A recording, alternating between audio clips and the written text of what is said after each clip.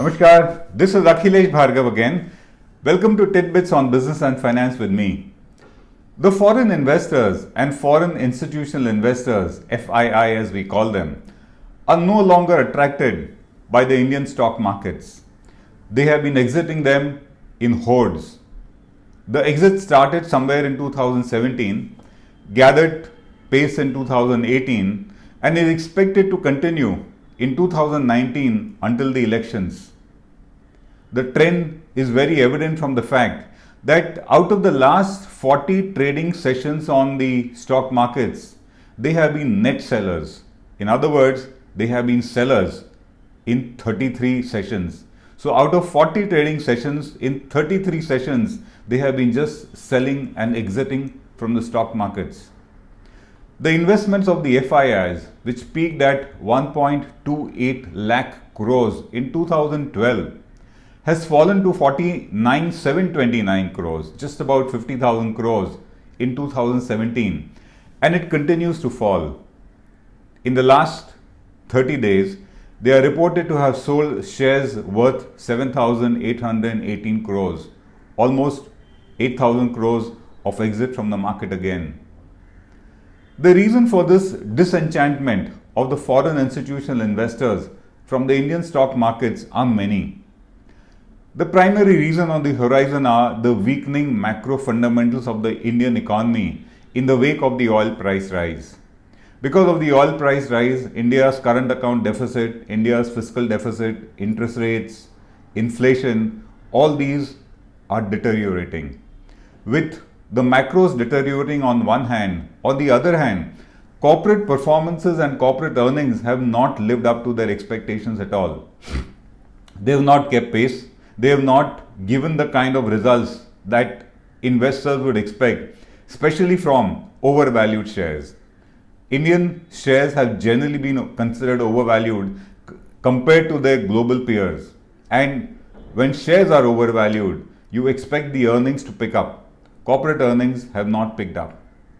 To top it, while earnings have not picked up, there have been many cases of violation or of poor corporate governance. Take the case like ICICI. If a large institution can have violations in corporate governance, it is bound to be there in smaller companies and institutions, which is evident from the fact that in a number of cases, they say that in about 30 companies so far, auditors have resigned because of their dissatisfaction either with the state of records, either with the compliance by the management, or on account of corporate governance issues. In other words, the poor quality of financial statements is also a deterrent today for the foreign investors. It has just been spoiling their moods because questions come on the very performance of the companies in which they are intending investors. While these are the factors in terms of the fundamentals, the other factor that is a mood spoiler or one which breeds nervousness and accentuates the exit of foreign investors from the markets is the incoming elections. India is now in an election bound year, and as elections come, uncertainty comes in, and with uncertainty, an exit is imminent. This situation further gets aggravated by the fact that the US Fed has been increasing interest rates, and FIIs are finding dollar assets in USA to be more attractive than rupee assets in India. An exit from the market is the most logical thing for them to do. While we are witnessing an exit from the market, we are not actually witnessing a market crash. It is normally stated that when the hot money or when the investment of the FIIs flows into the Indian markets, they get into a boom phase. And they also say that when they exit, there is a kind of a crash. But this time when they are exiting, there isn't any kind of a crash on the markets. And that's because where the FIIs have been exiting from the shares, the domestic institutional investors, the DIIs as they are called, have been entering those very scripts. The DIIs led by mutual funds, led by formidable fund bases with the likes of LIC, GIC, EPFO, gratuity funds, superannuation funds, they have been moving into the markets. So while the FIIs may find the Indian markets to be risky, not to their measure, And while they have been exiting, the domestic investors with huge war chests, with huge funds, have been buying those scrips. Take the case like EPFO. It has a fund base of 9 lakh crores plus. As per the present rules, it is allowed to invest up to 25% of its corpus in shares in the market. That is a huge sum. And these funds have been entering where the FIIs or the foreign investors have been exiting. And that is why we don't have a crash on the markets. That gets us to a more larger and more serious issue. And the issue is that the domestic institutional investors represent funds under the management by the government. A GIC, an EPFO, and LIC are finally government organizations. So while the funds are under the government management, but they actually belong to the public. They are life savings of the public, and it is these savings which are being channelized by the government to support the stock markets. The stock markets are a risky speculative proposition finally. Losses are often a rule and profits are sometimes an exception.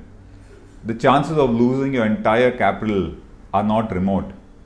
The government is risking public money increasingly in the stock market, and it is through the domestic institutional investors that the government is supporting the stock market.